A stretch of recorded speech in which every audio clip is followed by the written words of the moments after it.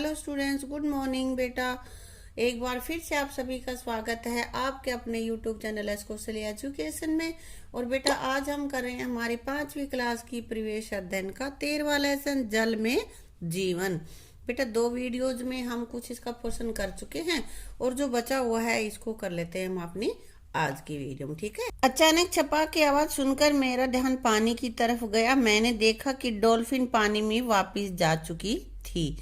मैं मन में बस एक ही बात सोच रहा था कि जल में बसी इस अनोखी दुनिया को कैसे बचाया जाए ताकि मेरी तरह अन्य बच्चे भी डॉल्फिन को देख सके, क्योंकि पानी दूषित हो रहा है तो गंगा डॉल्फिन जो है वो खत्म होने के कगार पे आ गई है।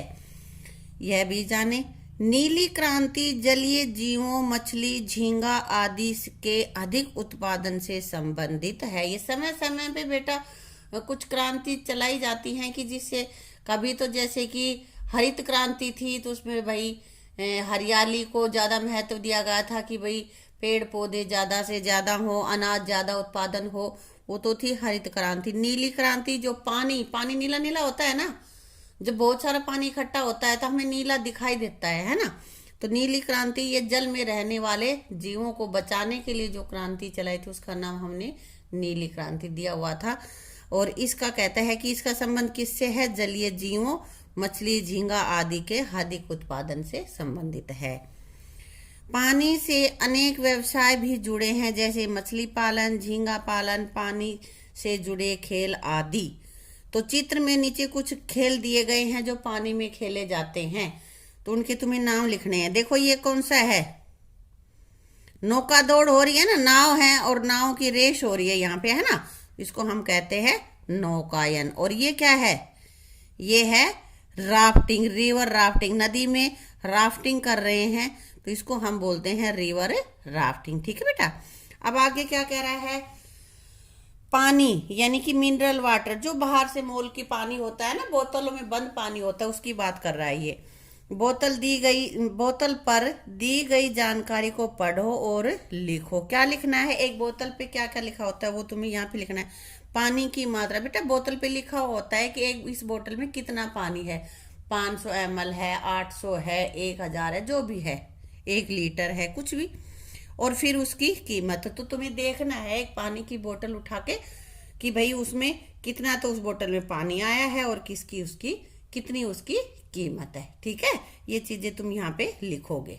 कब तक इस्तेमाल इसको कर सकते हैं, यानी कि कब तक इसको इस्तेमाल करें कि जब तक यह हमें नुकसान नहीं देगी। उसमें एक्सपायरी डेट होती है कि उस समय पर वो एक्सपायर हो जाती है, तो उसको यहाँ पे लिखना है। और उसमें कोई और भी जानकारी दे रखी हो तो वो भी यहाँ पे तुम्हें लिख देनी है।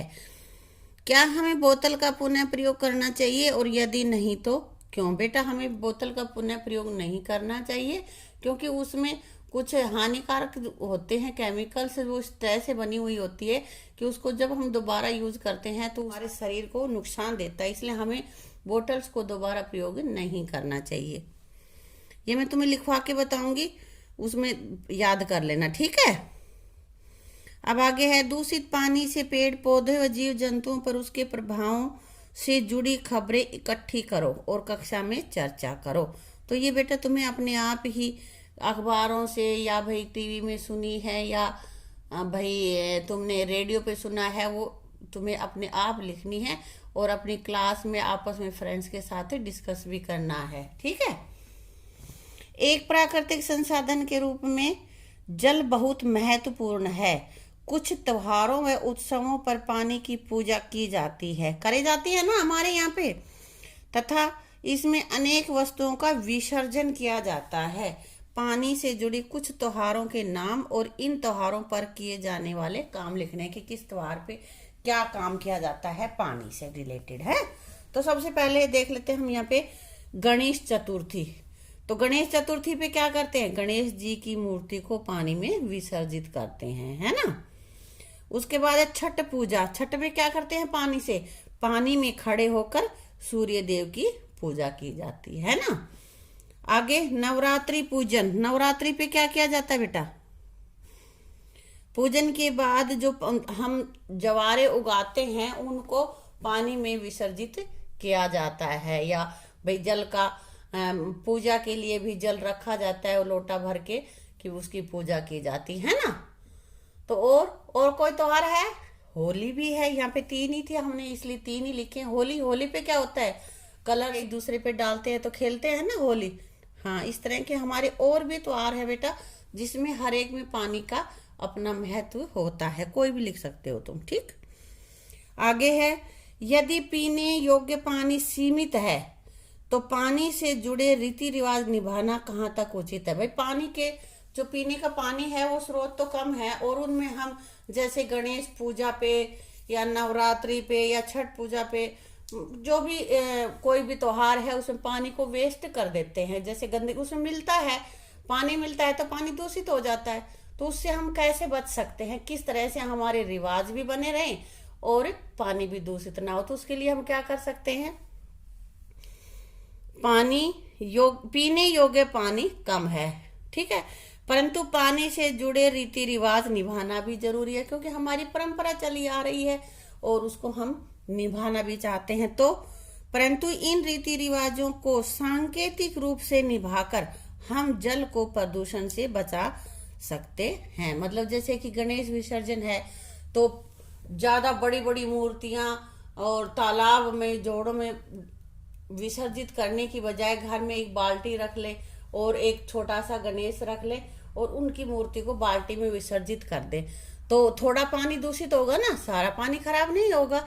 इस तरह से जैसे कि नवरात्रि है तो उसमें जवारे सगुन के लिए थोड़े से 2-4 उसमें डाल दें पानी में, और बाकी को हम क्या करें, उनको हमने कूट के या पीस के उसको पी ले, तो वो हमारे लिए वैसे भी फायदेमंद होता है और वो प्रसाद भी बन जाता है। जैसे इसी तरह से सांकेतिक रूप से हम प्रयोग कर लें और पानी को हम बचा सकते हैं और हमारी परंपराएं भी बची रह सकती हैं। ठीक है बेटा, कर लेते हैं इसके कुछ वो बचे हुए जो क्वेश्चन आंसर है उनको। ठीक है, तो पहला हमारे पास है, क्या दूषित पानी भूमिगत जल को भी खराब करता है? उत्तर क्या रहेगा? हाँ, धरातल पर खड़ा दूषित जल नीचे रिस कर भूमिगत जल में मिल जाता है और उसकी गुणवत्ता को खराब कर देता है। तो मतलब यही है कि दूषित पानी जमीन में नीचे जाएगा तो नीचे जो पानी है उसमें मिलेगा और उसको भी खराब कर देगा।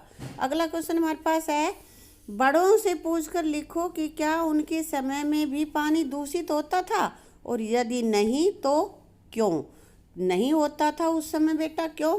क्योंकि उस समय उद्योग धंधे इतने ज़्यादा नहीं होते थे और शहरों में भी सीवर की व्यवस्था ज़्यादा नहीं थी, इसलिए वहाँ का पानी, उस समय का पानी दूषित नहीं होता था। ठीक है, अगला क्वेश्चन है बेटा, वे पीने के पानी को साफ करने के लिए क्या तरीके अपनाते थे? कौन? जो हमारे पूर्वज थे, वो हमारे बड़े बूढ़े हैं, वो पानी को छानकर, उबालकर व फिटकरी मिलाकर उसे साफ करते थे। बेटा ये वह लिखा गया है, यहाँ पे वह आएगा। ठीक है, अगला क्वेश्चन हमारे पास है, क्या यह रोग पहले भी होते थे? यदि नहीं तो क्यों? जैसे कि जो पानी से होने वाले रोग थे ना, हैजा, पेचिस वगैरह, ये पहले भी होते थे क्या? तो इसका उत्तर रहेगा हाँ, होते थे, परंतु ये रोग पहले कम होते थे। क्यों? क्योंकि ये दूषित जल से होने वाले रोग हैं और उस समय जल कम दूषित होता था, जल इतना दूषित नहीं था, इसलिए ये रोग भी कम होते थे। क्या सभी जीवों और पौधों के लिए स्वच्छ पानी अति आवश्यक है? तो बेटा इसका उत्तर रहेगा हाँ, सभी जीवों और पौधों के लिए स्वच्छ पानी अति आवश्यक है, क्योंकि स्वच्छ पानी होगा तभी तो जीव जंतु बीमार नहीं होंगे। क्या हमें मिनरल वाटर की बोतल पुनः प्रयोग कर लेनी चाहिए? जो पानी बोतलों में सीलबंद मिलता है ना, हमें उन बोतलों को हमें दोबारा यूज करना चाहिए या नहीं, ये हमें यहाँ पे बताना है। तो बेटा हमें इनको नहीं प्रयोग करना चाहिए। क्यों नहीं करना चाहिए? क्योंकि इसका प्रयोग हमारे स्वास्थ्य के लिए हानिकारक होता है, हमें हमारे स्वास्थ्य को ये बिगाड़ देता है, इसलिए हमें उन बोतलों को दोबारा प्रयोग नहीं करना चाहिए। ठीक है, अब बेटा अगला क्वेश्चन हमारे पास है, किसी पौधे का एक पत्ता पानी में रखो, उसे 5-6 दिन बाद छूकर देखो। पानी में डाल के रख दो और फिर उसको देखो 5-6 दिन के बाद, क्या यह पहले जैसा ही है?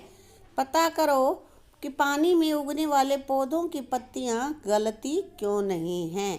तो बेटा यहाँ पे देखो, सामान्य जो पौधा है जो हमारे आसपास पाया जाता है, यह पौधा जो भी होता है उसके पत्ते को यदि हम 5-6 दिन पानी में रख दें तो वो गल जाएगा, परंतु पानी में उगने वाले पौधों का पत्ता पानी में नहीं गलता। क्यों नहीं गलता? क्योंकि उनकी पत्तियां चिकनी होती हैं, इसलिए पानी उन पर ठहरता नहीं है, उनसे फिसल के नीचे आ जाता है और वो नहीं गलती हैं। ठीक है बेटा, तो इसी के साथ बेटा ये हमारा लेसन कंप्लीट हो जाता है। इसकी सारी वीडियोस को देख के ना अपने क्वेश्चन आंसर नोटबुक पे लिख लेना और उनको लर्न कर लेना। ठीक है, थैंक यू। और बेटा कोई भी तुम्हें डिफिकल्टी लगती है तो कमेंट बॉक्स में मुझे लिख के बता देना।